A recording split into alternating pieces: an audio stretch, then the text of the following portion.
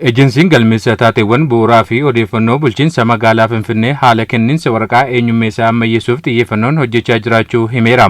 Qajeelfama kenniinsa waraqaa eenyummeessaa keessatti rakkoowwan kanaan dura mul'atan furuuf qajeelfama haaraa baasuuf wixinee qopheessee kan hojjechaa jiru yeroo ta'u wixinicha irrattis qooda fudhattoota waliin marii geggeesseera. Ittaanaan Daayirikteera olaanaa Ejensii galmeessa taateewwan bu'uuraa fi odeeffannoo bulchiinsa magaalaa Finfinnee obbo Yoonaas Alamaayyoo qajeelfamni kenniinsa waraqaa eenyummeessaa waggoottan dura kan ba'e ta'uu kaasanii kun immoo garaagaraa kan of keessaa qabu ta'uu dubbataniiru. Kenniinsa waraqaa eenyummaa galmeessa jiraattotaa irratti kanaan alammoo ragaa gaa'elaallee kana wajjin wal qabatee hojimaata keenya keessatti uummanni waa hedduu kaasa.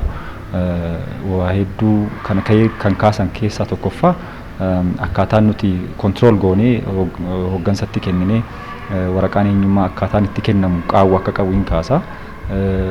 Kanaan alammoo namoonni akka jiraataatti galmaa'anii waraqaa eenyummaa argachuudhaaf sarvisii adda addaa argachuudhaaf seerri amma hojiirra jirullee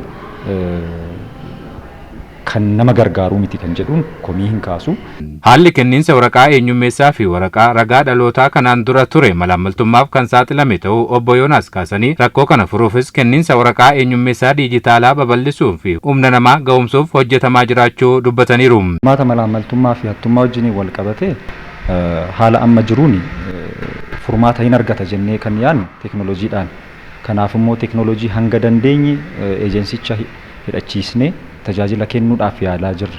Walii nuti kennu keessatti immoo akkuma jette karaa seeraan fakkaatu seeraan alaa immoo ragaan hin baha.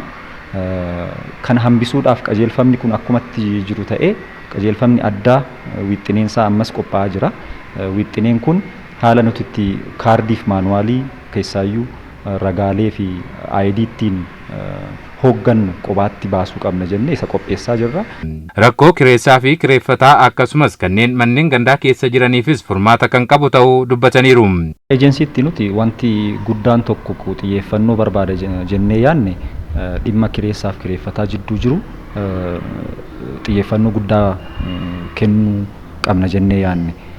Keessattuu namoonni kireessan erga nama kireessanii booda waraqaa eenyummaas erga isaanii baasanii booda wantoota garaagaraatiin adda adda gaafa bahanii namoota sana maqaa isaanii achirraa baasuu tajaajila akka hin arganneef dhorkuu wantoonni kun wanta hedduu komii hedduus immoo namoota hedduu irraa ka'aa jira.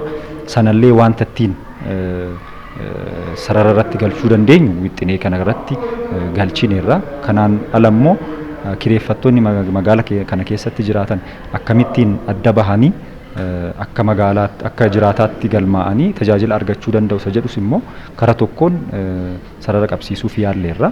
Daayirikteera olaanaan Ejensii galmeessa taateewwan bu'uuraa fi odeeffannoo bulchiinsa magaalaa Finfinnee Dr. Taakkalaa Nacaa tajaajila kenninu irratti rakkoowwan keessaa fi alaa waan jiraniif hawaasni rakkoowwan mul'atan kana furuufis tumsa gochuu qabaa jedhaniiru.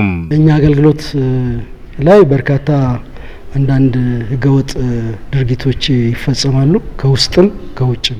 Tajaajila keenya irratti rakkoowwan hedduun ni mul'atu keessaa fi alaan jechuudha. Keessoodha kan tajaajila kennan hojjettoonni keenya nama jiraataa hin taanee fi fudhachuu hin qabne yeroo isaan kennan ni mul'ata. Karaa alaa immoo kan nuyi qopheessinuu fi kenninu fakkeessuun yeroo isaan maxxansan ni jiru. Kana ittisuuf immoo dhaabbanni keenya lakkoofsa bilbilaa bilisaa 7533 qopheesseera. Kanatti fayyadamuun keessaas haa ta'u alaa hojimaanni badaan wayita raawwataman yoo argitan eeruu kennuun hawaasni tumsa taasisuu qaba. ህብረተሰቡ በመጠቆም እንዲተባበረን በዚህ አጋጣሚ ለማሳሰብ እወዳለሁ።